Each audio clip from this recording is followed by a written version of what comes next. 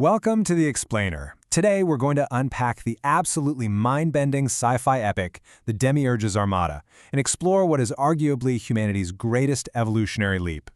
This really isn't just your standard story about space travel. It's a profound, kind of staggering examination of reality, consciousness, and what it truly means to be human when the literal laws of physics are just pulled right out from under you. Okay, so let's dive right into this by asking you to question the fundamental nature of your reality. Just think about it for a second. What if everything you know, everything you can see, touch, or measure, is just a practice run? Well, that is the exact staggering realization that hits Captain Lyra Voss. She's the commander of the exploration vessel Abraxas, which is the flagship of this massive human expedition sent out to find the edge of the observable universe. But when they actually arrive, they don't find empty space. Instead, they find something that completely shatters their entire understanding of existence. And that kicks off Section 1, the mathematics of wrong. We begin our chronological journey here, right at this supposed edge of everything. The Abraxas fleet discovers that this edge isn't a boundary where space just fades into nothingness. Actually, it's a literal mathematical seam where two entirely different sets of physical laws are just sort of stitched together. And as Captain Voss is staring at the data, it hits her. She realizes that our universe is, to quote her directly, not a copy, a rough draft. The work of an apprentice who had access to the tools but not the knowledge. The fleet's instruments are pulling these quantum signatures that are completely inverted. The constants of physics we rely on, like the speed of light or gravity, they aren't absolute rules. They're basically bugs in a poorly coded program. Our whole cosmos is fundamentally flawed. To make sense of this whole shebang, the ship's xenopsychologist, Dr. Zara Meridian, starts connecting these impossible quantum readings back to ancient human theology. She brings up this fascinating concept of the Demiurge. If you're not familiar, in ancient Gnostic texts, the Demiurge is this lesser, flawed craftsman who built the material universe using incomplete knowledge. And it turns out, this wasn't just ancient myth-making. It was literally cosmological journalism. Whoever or whatever built our universe was basically a student throwing together a thesis project, and man, they made a lot of mistakes. And this stark contrast is just brilliant. Look at what they're facing. Our current universe, this false reality, is entirely defined by scarcity, fixed physics, and limitation. It's a practice universe. But true reality, the stuff on the other side of that seam, it's a completed cosmos. It's defined by absolute abundance, where physics are actually negotiable by conscious intention. I mean, you can shape matter like clay. Now here's the kicker. Humanity isn't the first to figure this out. The fleet's archaeologist, Dr. Sarah Kim, manages to decrypt data from an ancient alien species known as the geometers. Around 50,000 years ago, this wild civilization of living mathematics was thriving. They spent 12,000 years mapping this cosmic boundary, using 40 billion individuals to do it. And then, year zero. They just abandoned our false reality entirely. They translated their consciousness over to the true reality and left it all behind. They passed the test, and now humanity is standing at that exact same threshold. Which brings us nicely to Section 2, the cosmic ultimatum. So humanity isn't just going to be allowed to hang out at the seam and take notes. Suddenly, the boundary begins to tear open, and these impossible, trans-dimensional entities cross over to confront the human fleet face-to-face, or, well, mind-to-mind, really, because they communicate straight into the crew's consciousness. They confirm that false reality is merely an educational simulation. It's a test to see if consciousness can wake up and recognize its own limitations. But here's the brutal catch. The boundary is going to permanently close in exactly 73 hours. The crew was forced into an insane binary choice. Do they translate into true reality, expanding their minds, but completely losing their humanity? Or do they retreat back home to Earth, knowing for the rest of time that they're living in a broken lie? Now look at how the crew handles this, because the immediate psychological toll is just staggering. The fleet completely fractures under the weight of it. You got 30% wanting to translate immediately, putting truth over their physical form. Then 40% are voting to return, desperate to protect the folks back on Earth and keep their human identity.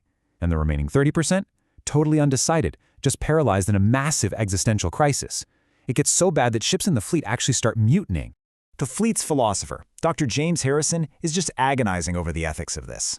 How on earth do you weigh individual transcendence against collective abandonment? Right? Like, if you leave, you're abandoning 40 billion humans to a broken, flawed universe.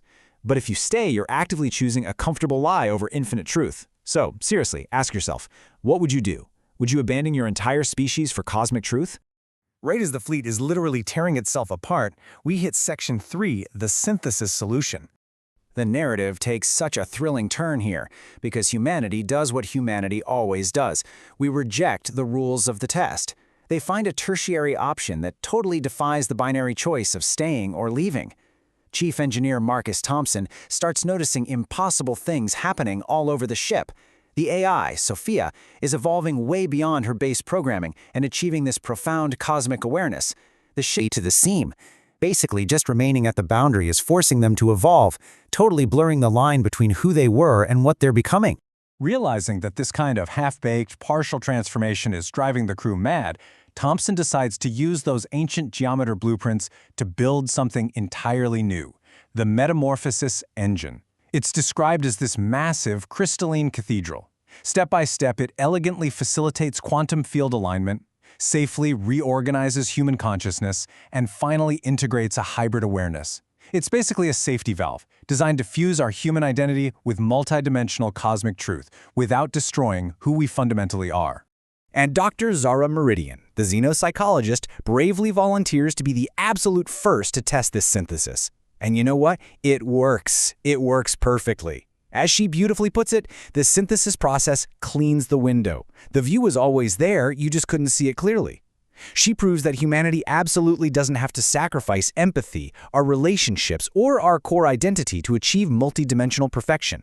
We can exist in both realities simultaneously. We found the third path. And that incredible breakthrough brings us to our final act, Section 4, Earth's Cosmic Graduation. So, the entire crew undergoes this synthesis. Then, they make their big choice. The transformed fleet turns around and heads back to the Sol system. But they aren't returning as explorers anymore. No, they are returning as teachers for a sleeping planet. They set up these hidden dimensional facilities to gently integrate their new capabilities into the human population. The changes are wild. We go from a 3D material-bound baseline perception straight to a 17-dimensional unified awareness. Our society shifts from scarcity and competition into pure abundance and collaboration. And physics? They go from being fixed constants to being totally negotiable by pure intention. They literally show Earth's greatest minds that consciousness, not matter, is the universe's true fundamental force. Now, to put this into perspective, the crucial point here is the sheer exponential speed of this awakening. At first, they just quietly train a few open-minded scientists. But human consciousness is deeply, fundamentally connected. Through a spontaneous global resonance, regular people who have never even met the Abraxas's crew begin to intuitively grasp these multidimensional truths. Within just 5 years, nearly 30 million humans achieve synthesis. 30 million! It just spreads like wildfire, this beautiful, contagious awakening of the human mind.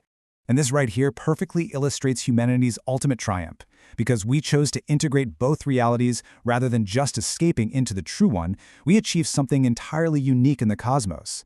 Get this. 47 different alien species actually reach out to us, requesting our help with integration. Even the ancient transdimensional entities that administered the test in the first place come back asking humans to teach them how to relearn individual creativity. Earth doesn't just graduate, it transforms into a multi-dimensional university for the entire galaxy.